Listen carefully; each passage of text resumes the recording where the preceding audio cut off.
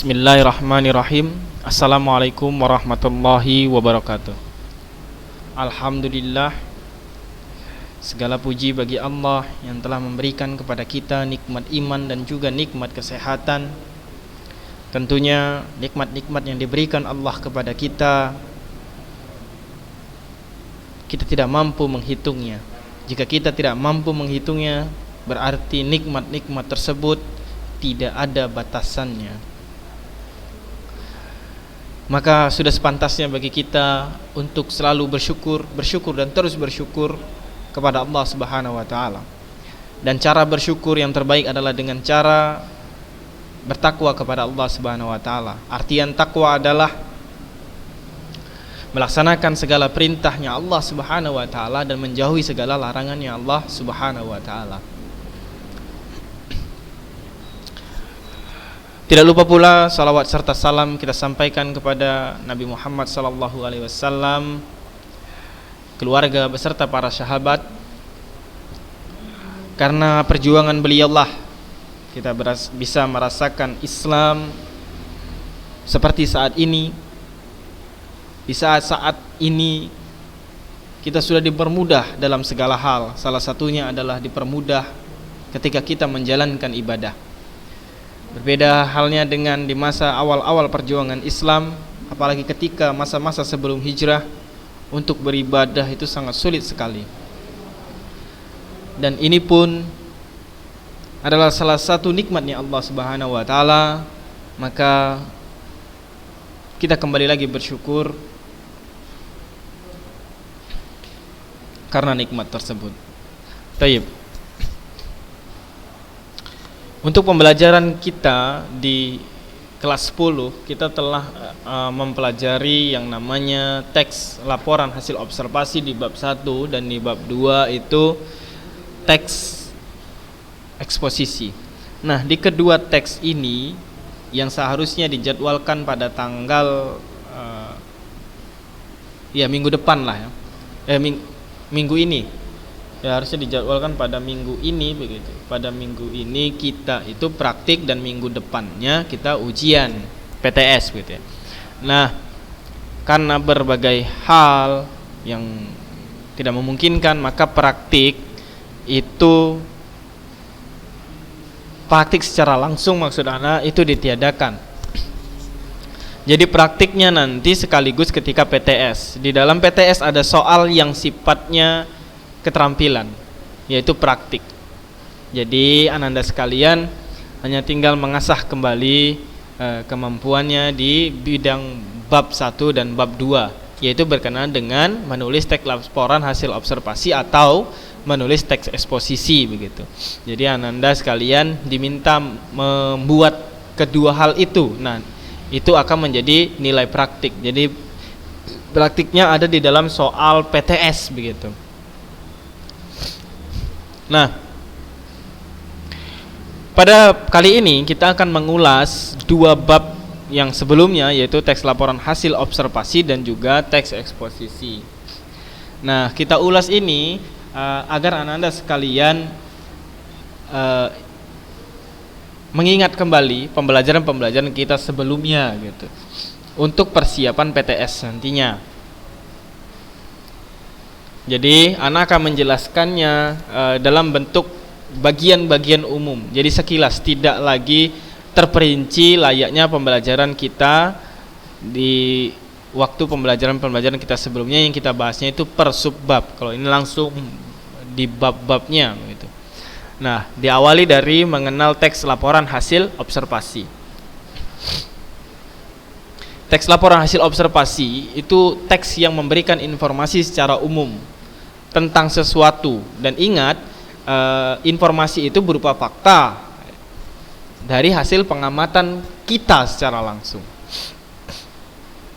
Namanya juga teks laporan hasil observasi, berarti kita melaporkan hasil apa yang kita amati. Nah, itu nanti disajikan dalam bentuk laporan. Nah, di dalam laporan itu ada informasi yang berupa fakta. Jadi tidak boleh berdasarkan kemauan kita sendiri. Jadi itulah laporan hasil observasi. Ketika kita mengobservasi, kita buat laporannya. Nah, itu dia laporan hasil observasi. Lanjut.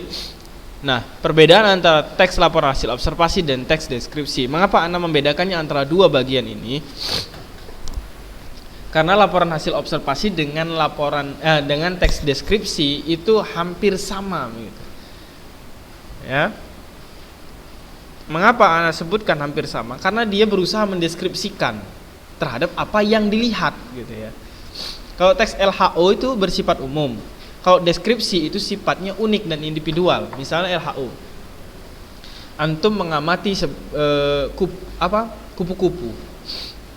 Maka itu sifatnya umum. Kupu-kupu itu apa? Jelaskan mengenai kupu-kupu. Bagaimana metamorfosisnya kupu-kupu begitu. Itu LHO. Sifatnya umum. Kalau deskripsi maka sifatnya individual. Antum menggambarkan kupu-kupu itu secara individual. Oh, kupu-kupu ini indah. Ketika dia terbang bagaimana? Jadi dideskripsikan secara individu, secara pribadi yang antum lihat terhadap si kupu-kupu. Kalau LHO dia berarti observasi secara umum terhadap kupu-kupunya itu. Jadi tidak dipengaruhi oleh hasrat pribadi begitu, terhadap tulisan-tulisan yang akan hendak dituangkan. Begitulah dia LHO. Nah, kemudian LHO itu menggambarkan sesuatu sesuai faktanya. Kalau faktanya di lapangan seperti itu, maka ya itulah yang ditulis. Nah, kalau teks deskripsi itu menggambarkan sesuatu berdasarkan sudut pandangnya penulis. Ya. Jadi bisa jadi itu tidak sesuai fakta karena dia sesuai dengan sudut pandang kita terhadap sesuatu. Taib. Itu perbedaan antara LHO dengan deskripsi. Ciri LHO. Ciri LHO yang pertama bersifat objektif, ya. Karena dia fakta, sifatnya juga objektif. Berdasarkan fakta yang terjadi saat pengamatan dilakukan, ya, berdasarkan fakta. Fakta objektif itu saling berhubungan dan tidak dapat dipisahkan.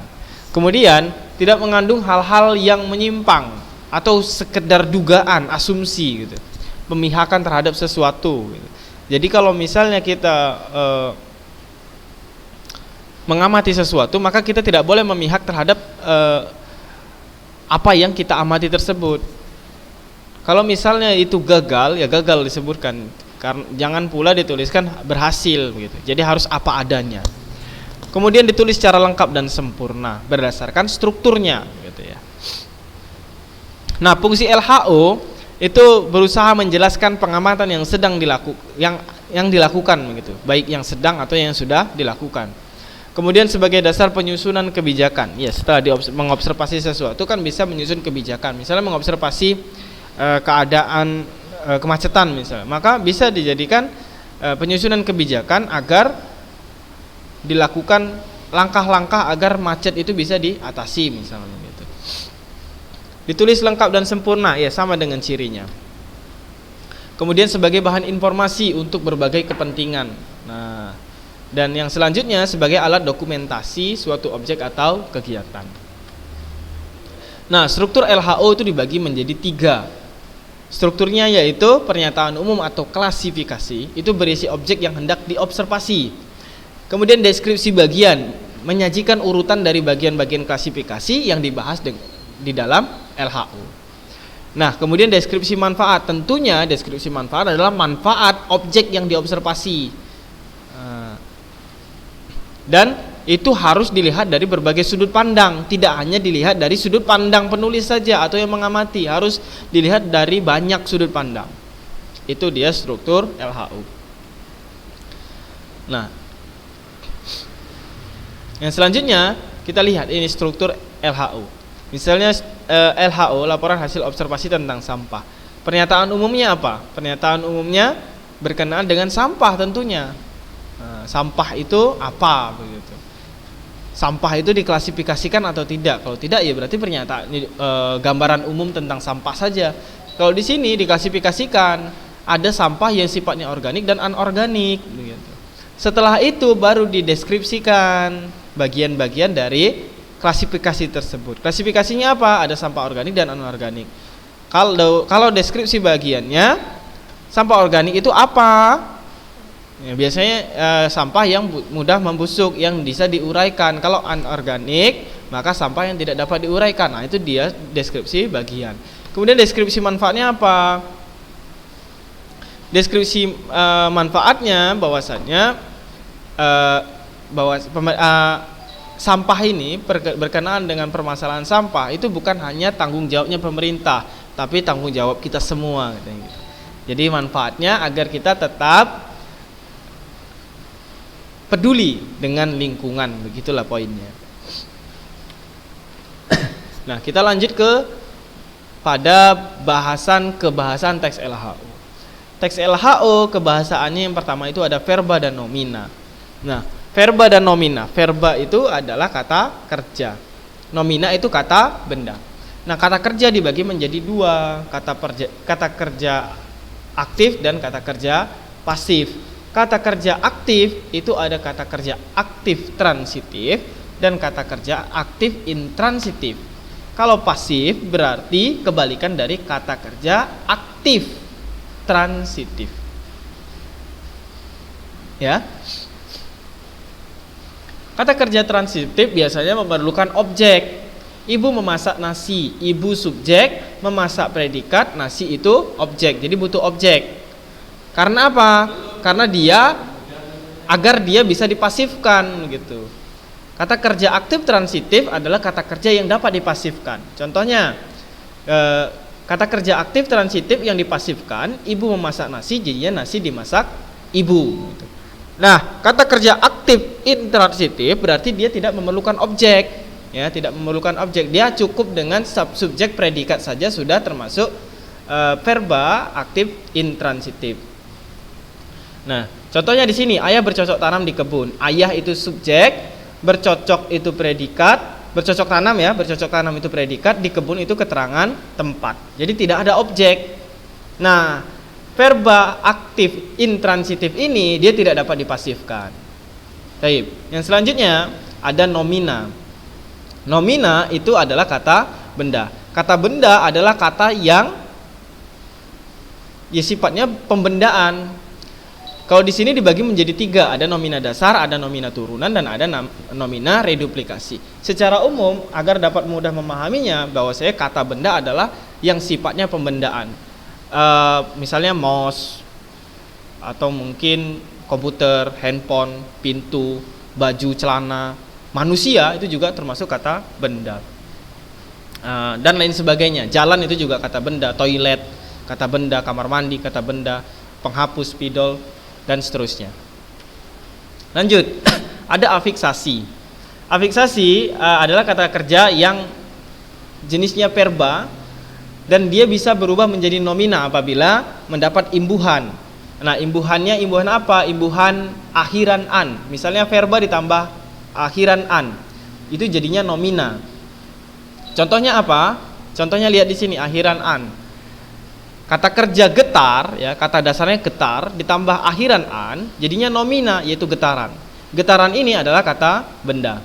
Kemudian kata dasar yang dapat berubah menjadi nomina jika ditambahi imbuhan pe, kemudian ditambahi kata dasar nomina, kemudian awalan ditambah kata dasar dan akhiran an. Itu juga bisa menjadi nomina. Contohnya ada di sini semuanya, ya. Begitu juga dengan kata dasar yang ditambahi awalan imbuhan me dan akhir imbuhan be serta di.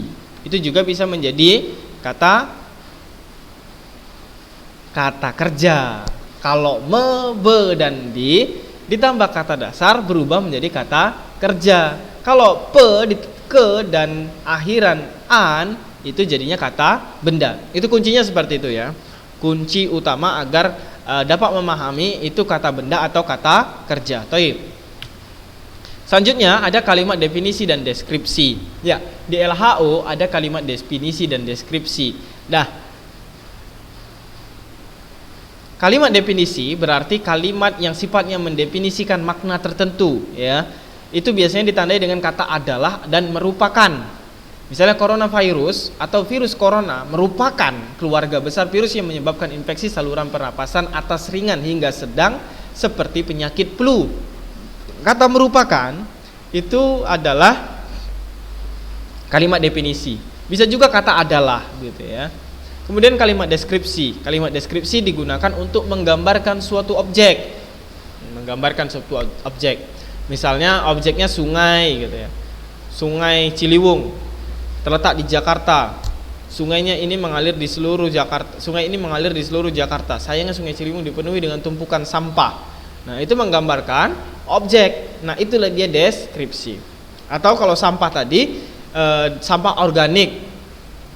Apa saja sampah organik? Sampah organik misalnya daun gitu. Jadi dideskripsikan apa-apa saja tentang sampah organik dan apa-apa saja sampah anorganik. Maka itu disebut dengan kalimat deskripsi karena menggambarkan objek dari sampah anorganik dan organik. Baik. Selanjutnya kita masuk di pembahasan mengenal teks eksposisi. Nah, yang tadi adalah teks laporan hasil observasi. Sekarang mengenal teks eksposisi. Nah, teks eksposisi itu adalah teks yang berisi informasi dan pengetahuan yang dimuat secara singkat, padat serta disertai argumen penulis. Jadi, kalau teks eksposisi itu di dalamnya ada informasi dan pengetahuan, kemudian dimuat secara singkat dan padat, di dalamnya ada argumen. Argumennya si penulis. Ya, mirip-mirip dengan pidato ya kalau gitu ya. Ya, hampir sama dengan pidato. Tapi nanti pidato akan dibahas di kelas pidato sudah dibahas di kelas 9 dulu ya. Sudah dibahas di kelas 9 dan eksposisi itu hampir mirip dengan teks pidato. Cuman kalau teks pidato dia punya salam pembuka, salam penutup, kemudian ada ucapan syukur. Nah, teks eksposisi itu bagian isi di dalam pidato. Itu secara singkatnya tentang eksposisi. Kemudian tujuan dari teks eksposisi adalah menjelaskan informasi agar dapat menambah wawasan pembaca. Itu saja, menambah informasi sudah. Kalau pidato ada persuasifnya ya, mengajak orang agar mau mengikuti apa yang dibahas di pidato. Kalau eksposisi tidak ya, hanya ngasih informasi. Perkara dia mau ikut, perkara dia tidak mau ikut, terserah. Ya, itu eksposisi sama pidato, bedanya letaknya salah satunya ada di bagian itu. Lanjut. Ciri-ciri dari teks eksposisi. Teks eksposisi memiliki ciri salah satunya menjelaskan informasi berupa pengetahuan. Bukan informasi yang sifatnya hiburan ya. Kalau pidato kan ada pidato rekreatif yang sifatnya hiburan ya. Kalau eksposisi harus informasi pengetahuan. Kemudian gaya informasinya mengajak. Gaya informasinya mengajak, tapi dia tidak berniat untuk mengajak. Tidak boleh ada mengajaknya. Ayo, gitu. Tidak boleh ada kata ayo kita sama-sama, nah gitu, nggak boleh. Ya. Kemudian biasanya menjawab pertanyaan apa, siapa, kapan, di mana, mengapa, dan bagaimana. Ya, menjawab pertanyaan itu. Dia mirip seperti berita, tapi tidak layaknya berita, karena berita pun juga di dalamnya ada bagian dari eksposisi begitu. Makanya di berita pun harus ada bagian-bagian yang seperti ini. Jadi eksposisi ini kajiannya panjang dan luas sebenarnya. Eksposisi, narasi, deskripsi itu luas ya, luas, cakupannya sangat luas begitu. Nah, kemudian berusaha menjelaskan tentang sesuatu, gayanya bersifat informatif, itu tadi ya, gayanya bersifat informatif. Kemudian fakta yang dipakai sebagai alat kontribusi dan konkretisasi. Fakta-faktanya untuk berkontribusi terhadap hal-hal tertentu. Kemudian di dalam teks eksposisi ini harus singkat, padat, dan akurat.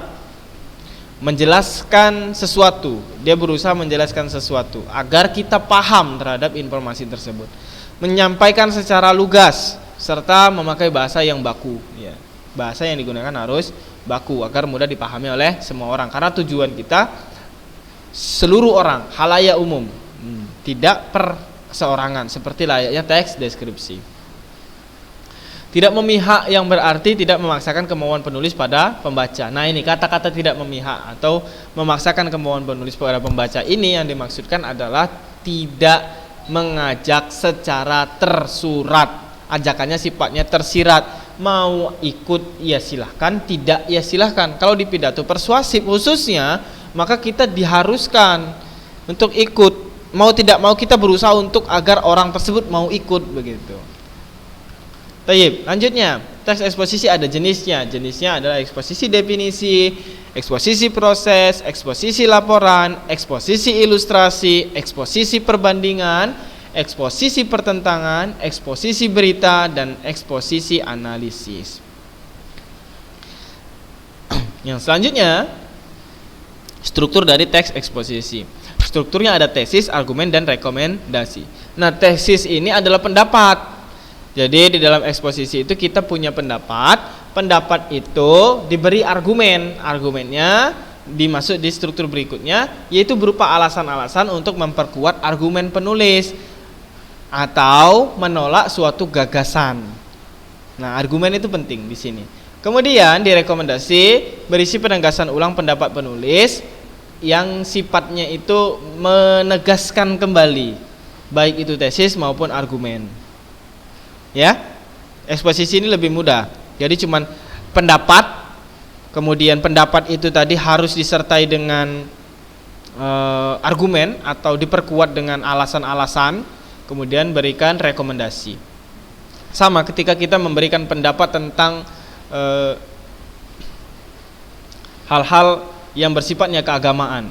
Kemudian apa argumennya? Argumennya tentunya berdasarkan Al-Quran dan Sunnah. Nah, berdasarkan Al-Quran dan hadis begitu. Itu argumen-argumennya. Ya, eksposisi biasanya digunakan untuk itu, untuk berpidato, melakukan ceramah, itu biasanya seperti itu ya. Lanjut. Ini adalah contoh dari teks eksposisi. Pembangunan dan bencana lingkungan. Ana tidak akan membacanya lagi. Antum tinggal lihat saja kembali bagian-bagian strukturnya, bagian-bagian kebahasaannya nanti begitu. Jadi antum tinggal melihat saja karena ini sudah pernah ana bahas. Kalau ana bahas lagi waktu kita tidak akan cukup. Baik. Nah, berikutnya adalah kebahasan dari teks eksposisi. Yang pertama ada kata teknis. Nah, kata teknis itu adalah sebuah kata atau gabungan kata yang mengungkapkan makna proses atau konsep keadaan yang sifatnya khas gitu ya. Sifatnya khas di bidang tertentu. Misalnya kalau bidang lingkungan itu bencana alam, kebersihan, pencemaran, polusi. Kalau bidang agama tentunya berhubungan dengan fikih ya kan. Kalau misalnya agama Islam bahasa Arab, kemudian berhubungan dengan hal-hal yang sifatnya itu teknis. Berwudu misalnya, istinja, kemudian najis, itu kan kata-kata teknis di dalam bidang fikih agama Islam gitu ya. Jadi ada khusus dia. Kalau bidangnya hadis pasti kita ngomongin tentang perawi gitu ya. Siapa sanad, dari mana sanadnya, siapa yang meriwayatkan, itu menjadi kata teknisnya gitu ya. Taib. Selanjutnya, konjungsi kausalitas. Konjungsi kausalitas berarti konjungsi yang sifatnya sebab akibat, yang ada hubungan sebab akibat. Ditandai dengan kata jika, maka, sebab, karena, dengan demikian, dan oleh karena itu. Contoh, saya tidak membeli baju lebaran karena baju lebaran tahun lalu masih bagus. Kata karena kan sebab akibat ya, kausalitas. Ada hubungan sebab akibat. Sehingga ada sebabnya orang tersebut tidak beli baju lebaran. Karena apa? Karena baju lebaran yang tahun lalu masih bagus. Ya. Lanjut. Kata perujukan. Kata perujukan itu beda dengan kata rujukan ya. Kalau kata rujukan berarti kata itu ada rujukannya nanti di belakang buku misalnya. Misalnya contoh elektrolisis. Elektrolisis ada tanda 1 begitu ya. Tanda 1 elektrolisis dilihat di belakang buku. Rujukan elektrolisis itu apa artinya begitu. Itu kata rujukan. Kalau kata perujukan berarti kata yang di dalamnya itu merujuk pada sesuatu gitu. Misalnya dengan contoh berdasarkan data BPS tahun 2016 penduduk Indonesia mencapai 263 juta misalnya. Jadi merujuk pada data gitu. Merujuk pada pendapat, menurutnya siapa? Merujuk pada orang tertentu atau ahli gitu. Itu perujukan. Berbeda dengan rujukan. Ya, sampai di sini dipahami mudah-mudahan. Lanjut, verba mental. Verba mental itu apa? verba mental adalah kata kerja yang melibatkan perasaan atau respon suatu tindakan atau kejadian. Jadi responnya itu tidak berupa fisik atau aksi, biasanya berdasarkan perasaan dan pikiran gitu ya. Berdasarkan perasaan dan pikiran. Contohnya itu ditandai dengan kata mengharapkan, memprihatinkan, memperkirakan, menduga, berpikir, memikirkan, berasumsi, menyimpulkan, merasakan, menikmati, ya, itu kata verba mental atau kata kerja mental. Kalau kata kerja tindakan kan sifatnya ada tindakannya begitu. Taib. Yang selanjutnya ada kata persuasif. Iya. Kebahasan teks eksposisi ada kata persuasif, yaitu ajakan atau bujukan. Biasanya ditandai dengan kata ayo dan mari, hendaklah. Akan tetapi biasanya kalau di eksposisi kata persuasifnya itu lebih tersirat, dia tidak tersurat. Ini kan tersurat ya. Biasanya di pidato persuasif atau di teks persuasif itu biasanya baru menggunakan ajakan yang sifatnya tersurat. Kalau tersirat biasanya melalui argumen-argumen, nantinya orang akan langsung terajak begitu. Dan selanjutnya ada makna denotasi. Makna denotasi adalah makna yang sebenarnya. Ombak berkejaran di lautan. Kalau makna konotasi itu kan tidak sebenarnya. Kalau denotasi makna yang sebenarnya. Ombak berkejaran di lautan. Jadi lautannya memang benar-benar lautan gitu. Kalau makna konotasi tidak sebenarnya, orang-orang itu berkumpul membentuk lautan manusia begitu. Lautan manusia kan tidak ada lautan di situ ya. Tidak ada lautannya, maka itu hanya berbentuk kiasan. Itu konotasi. Kalau denotasi sebenarnya lautan itu memang lautan gitu. Taib. Nah, gagasan yang terakhir. Ada gagasan umum dan gagasan penjelas. Gagasan umum berarti adalah ide yang menjadi dasar pengembangan sebuah paragraf. Kalau gagasan penjelas berarti ide pendukung dari sebuah gagasan umum. Nah, di dalam gagasan itu dibagi menjadi 3 bagian. Ada paragraf deduktif. Di dalam paragraf ya, yang di dalamnya cakupannya ada gagasannya, itu ada paragraf deduktif, induktif, dan campuran. Kalau paragraf deduktif berarti gagasan umumnya ada di awal paragraf.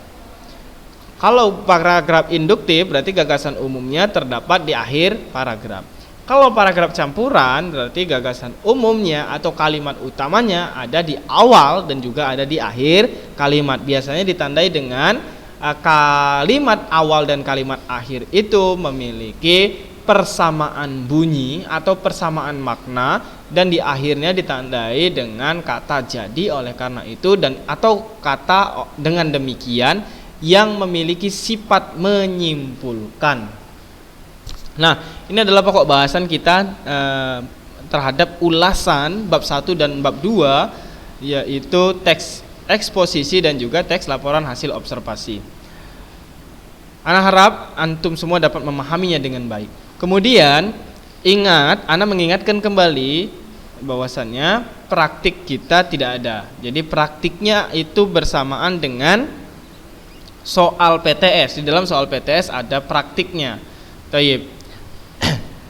Maka dengan itu mudah-mudahan pembelajaran kali ini yang berupa ulasan materi-materi kita sebelumnya untuk persiapan PTS dapat dipahami dengan baik, dan ananda sekalian nanti dapat menjawab soal-soal PTS dengan baik dan benar pula.